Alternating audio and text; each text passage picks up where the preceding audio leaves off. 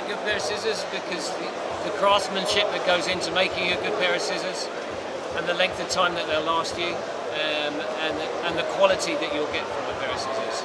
Okay, so tell us a bit about yourself. How long has Bettertons been on the market? Bettertons have been going 70 years. Okay. We're the sole importers of C.O.D.E scissors into the UK.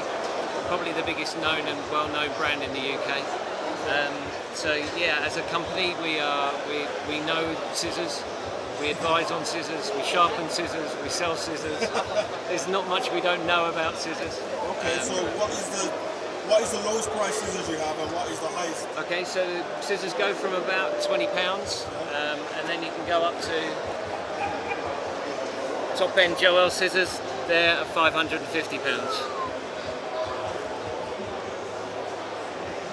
So the big difference between the £20 and the £500? It's the steel that they're made with, the purity of the steel. These are Japanese, handcrafted by Japanese craftsmen that have been making scissors for a long, long time. Japanese steel. So yeah, it's the craftsmanship that goes into making the scissor. Okay, and where can we find you guys? We're based in Surrey. We don't sell normally direct to the end user.